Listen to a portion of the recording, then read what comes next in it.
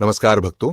आज हम बात करेंगे महाभारत की एक ऐसी घटना की जिसमें लक्ष्य, धैर्य और सही समय की पहचान का अद्भुत संदेश छिपा है। द्रौपदी स्वयंवर की यह कथा हमें सिखाती है कि जीवन में सफलता केवल शक्ति से नहीं, बल्कि संयम और सही निर्णय से मिलती है। आज के समय में जब हम हर काम में जल्दबाजी करते हैं, तब यह कथा हमें रुककर सोचने की प्रेरणा देती है। आइए जानें कैसे अर्जुन ने अपने धैर्य, एकाग्रता और सही समय की पहचान से इतिहास रच दिया। यह कहानी आपके जीवन में भी नई दिशा दे सकती है। पांचाल नरेश द्रुपद ने अपनी पुत्री द्रौपदी के लिए भव्य स्वयंवर का आयोजन किया। उन्होंने एक असंभव सी शर्त रखी। ऊंचे यंत्र पर घूमती हुई मछली लगाई गई और नीचे तेल भरे जल में उसकी परछाई दिखती थी। शर्त यह थी कि राजकुमार को ऊपर देखे बिना केवल नीचे परछाई देखकर मछली की आंख में 5 बाण से निशाना लगाना होगा। यह परीक्षा इतनी कठिन थी कि देश के सभी महान धनुर्धर भी घबरा गए। इस स्वयंवर में दुर्योधन, कर्ण और अनेक राजा पधारे थे। सभी विजय के स्वप्न देख रहे थे। परंतु यह परीक्षा केवल कौशल की नहीं, बल्कि मन की एकाग्रता और धैर्य की भी थी। एक एक कर महान योद्धा आगे आए। कुछ ने यंत्र को भी ठीक से समझ नहीं पाया। कुछ ने धनुष उठाते ही हार मान ली, क्योंकि धनुष अत्यंत कठोर था। जो धनुष उठा भी पाए, वे परछाई में लक्ष्य साधते हुए चूक गए। कर्ण ने आत्मविश्वास के साथ धनुष उठाया, परंतु द्रौपदी ने सूतपुत्र कहकर उसे अपमानित किया। कर्ण क्रोध में धनुष नीचे रखकर चले गए। दुर्योधन और अन्य कौरव भी प्रयास किए, परंतु सभी विफल रहे। पूरी सभा में निराशा छा गई। लगने लगा कि शायद यह कार्य असंभव है। द्रुपद चिंतित हो उठे कि कहीं उनकी पुत्री का स्वयंवर असफल न हो जाए। उधर पांडव, जो लाक्षागृह से बचकर ब्राह्मण वेश में विचरण कर रहे थे, स्वयंवर के समाचार सुनकर वहां पहुंचे। युधिष्ठिर, भीम, अर्जुन, नकुल और सहदेव साधारण वस्त्रों में सभा में बैठे। उनकी माता कुंती भी नगर में एक कुम्हार के घर ठहरी थी। राजसभा में कोई उन्हें पहचान नहीं पाया। सभी ने उन्हें साधारण ब्राह्मण युवक समझा। अर्जुन शांत भाव से सारी स्थिति देख रहे थे। उन्होंने लक्ष्य को ध्यान से परखा, यंत्र की गति को समझा, परछाई के खेल को समझा, परंतु वे धैर्यपूर्वक प्रतीक्षा कर रहे थे।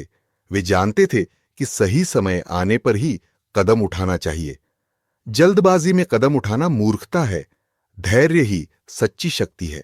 जब सारे राजा हार गए, तब द्रुपद ने ब्राह्मणों से भी आग्रह किया कि यदि कोई समर्थ हो तो प्रयास करे।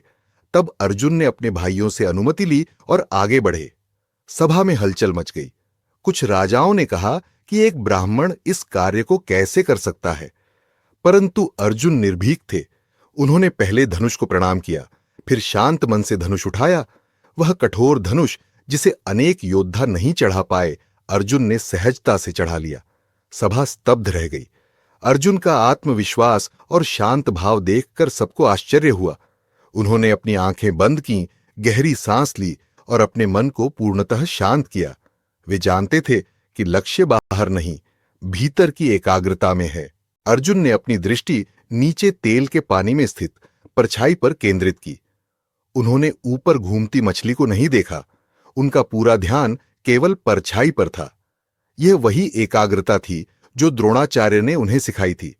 जब गुरुजी ने पूछा था कि तुम्हें क्या दिखता है, तो अर्जुन ने कहा था, केवल चिड़िया की आंख।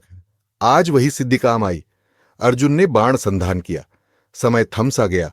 हजारों दर्शक सांस रोके देख रहे थे। अर्जुन ने एक के बाद एक 5 बाण छोड़े। सभी बाण सटीकता से मछली की आंख को भेदते हुए निकल गए। मछली नीचे गिर पड़ी। सभा में जयकारे गूंज उठे। यह धैर्य और एकाग्रता की जीत थी। द्रौपदी अत्यंत प्रसन्न हुई। उन्होंने अर्जुन को वरमाला पहनाई। राजसभा में खुशी की लहर दौड़ गई। परंतु कुछ राजा क्रोधित हो गए।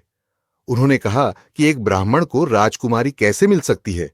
इससे क्षत्रिय धर्म का अपमान होता है। परंतु द्रुपद ने कहा कि यह स्वयंवर था और जो योग्य था वही विजेता बना। तब श्री कृष्ण, जो सभा में उपस्थित थे, मुस्कुराए। उन्होंने पहचान लिया कि यह ब्राह्मण कोई और नहीं बल्कि अर्जुन है। कृष्ण जानते थे कि यह सब दैवी योजना का हिस्सा है। अर्जुन और द्रौपदी का यह मिलन आगे चलकर धर्म की स्थापना के लिए आवश्यक था। पांडव सम्मान के साथ द्रौपदी को लेकर माता कुंती के पास पहुंचे। जब पांडव घर लौटे तो द्वार के बाहर से ही बोले, माता देखो हम आज क्या लाए हैं। कुंती ने भीतर से ही कहा कि जो भी लाए हो पांचों भाई मिलकर बांट लो। बाद में जब उन्हें पता चला कि यह द्रौपदी है तो वे चिंतित हो गईं, परंतु माता का वचन सर्वोपरि था। युधिष्ठिर ने विचार किया और धर्म के अनुसार निर्णय लिया कि द्रौपदी पांचों भाइयों की पत्नी होंगी। यह निर्णय असामान्य था, परंतु उस समय और परिस्थिति में यही उचित था। द्रौपदी ने इसे सहर्ष स्वीकार किया। वे पंचाली कहलाईं। यह विवाह भी धर्म और नियमों के साथ संपन्न हुआ।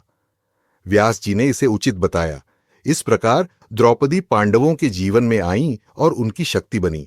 प्रिय दर्शकों, इस कथा से हमें 3 महत्वपूर्ण शिक्षाएं मिलती हैं। पहली, लक्ष्य स्पष्ट होना चाहिए। अर्जुन ने केवल परछाई पर ध्यान दिया, अन्य किसी चीज पर नहीं। आज हम जीवन में अनेक दिशाओं में भटकते हैं और अपना लक्ष्य खो देते हैं। दूसरी शिक्षा, धैर्य रखें। अर्जुन ने तब तक प्रतीक्षा की जब तक सही समय नहीं आया। जल्दबाजी में हम गलतियां करते हैं। तीसरी, समय की पहचान आवश्यक है। हर काम का एक सही समय होता है। अर्जुन ने जाना कि अब मेरा समय है और उन्होंने बिना संकोच कदम बढ़ाया। अपने जीवन में भी यदि आप लक्ष्य, धैर्य और समय के महत्व को समझेंगे तो निश्चित ही सफलता आपके कदम चूमेगी। यही इस कथा का सार है। तो भक्तों, द्रौपदी स्वयंवर की यह कथा हमें सिखाती है कि जीवन की हर परीक्षा में संयम, एकाग्रता और सही समय का ज्ञान आवश्यक है। भगवान श्री कृष्ण ने भी गीता में कहा है कि योग कर्मसु कौशलम, अर्थात कर्म में कुशलता ही योग है। अर्जुन ने यही कुशलता दिखाई। आप भी अपने जीवन में इन सिद्धांतों को अपनाएं। मन को शांत रखें, लक्ष्य को स्पष्ट रखें और धैर्य के साथ आगे बढ़ें। यदि यह कथा आपके मन को शांति और प्रेरणा दे सकी हो तो कृपया इस वीडियो को लाइक करें और अपने प्रियजनों के साथ साझा करें। भक्ति सागर परिवार से जुड़े रहें। हर हर महादेव। जय श्री कृष्ण।